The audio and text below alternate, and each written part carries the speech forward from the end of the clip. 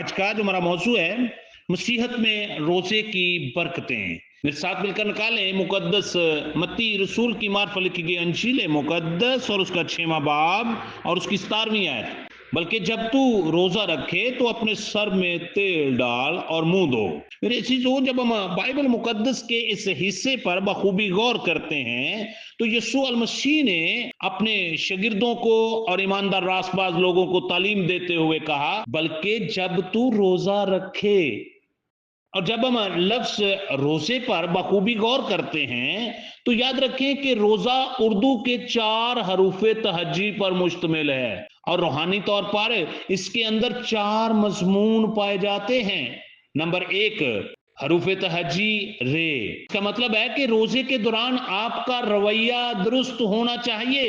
یسایہ نبی کا صحیفہ اس کا 58 باب اور اس کی 6ویں آیت۔ کیا وہ روزہ جو میں چاہتا ہوں یہ نہیں کہ ظلم کی زنجیریں توڑیں اور جوئے کے بندھن کھولیں اور مظلوموں کو آزاد کریں، بلکہ ہر ایک جوئے کو توڑ ڈالیں۔ یسوع مسیح نے اپنی تعلیمات کے اندر کچھ یوں فرمایا، متی کی انجیل اس کا 6واں باب اس کی 16ویں آیت، اور جب تم روزہ رکھو تو ریاکاروں کی طرح اپنی صورت اداس نہ بناؤ، کیونکہ وہ اپنا منہ بگاڑتے ہیں تاکہ لوگ ان کو روزہ دار جانیں۔ میں تم سے سچ کہتا ہوں کہ وہ اپنا اجر پا چکے۔ یہاں پر یسوع المسیح نے واضح کر دیا کہ جب بھی تم روزہ رکھو تو روزے کے دوران آپ کا رویہ درست ہونا چاہیے، آپ کا بیہیویئر درست ہونا چاہیے۔ فلپیوں کے نام پولس رسول کا خط اس کا 2 باب اور اس کی 5ویں آیت، ویسا ہی مزاج رکھو جیسا مسیح یسوع کا تھا۔ میرے عزیزو، آپ جب بھی روزہ رکھیں اس بات کو انڈرسٹینڈ کریں کہ آپ کا رویہ درست ہونا چاہیے۔ نمبر 2، روزے کے اندر دوسرا حروف تہجی جو ہے وہ ہے وہ کا مطلب ہے وقت، ٹائم۔ روزے کے دوران آپ نے وقت کی قربانی خدا کے حضور پیش کرنی ہے، سفرنگ آف یور ٹائم۔ آپ نے اپنے وقت کی قربانی خدا کے حضور پیش کرنی ہے۔ روزے کا دوسرا اصول ہے کہ ہم خدا کے حضور وقت کی قربانی، اپنے ہونٹوں کی قربانی، اپنی زبان کی قربانی، اپنے کانوں کی قربانی، اپنے جسم کی قربانی خدا کے حضور گزرانے۔ عبرانیوں کے نام پولس رسول کا خط ہے اس کا 13واں باب اور اس کی 15ویں آیت، پس ہم اس کے وسیلہ سے حمد کی قربانی یعنی ان ہونٹوں کا پھل جو اس کے نام کا اقرار کرتے ہیں خدا کے لیے ہر وقت چڑھایا کریں۔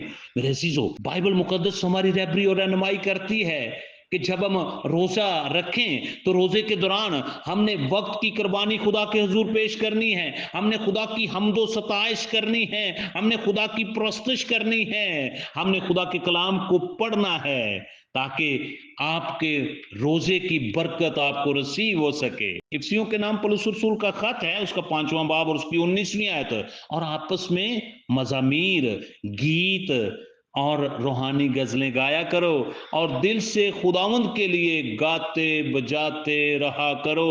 میرے عزیزو، آج ہمیں ضرورت ہے کہ ہم جب بھی روزہ رکھیں سب سے پہلے ہمارا رویہ درست ہونا چاہیے۔ نمبر 2، ہم نے وقت کی قربانی خدا کے حضور پیش کرنی ہے۔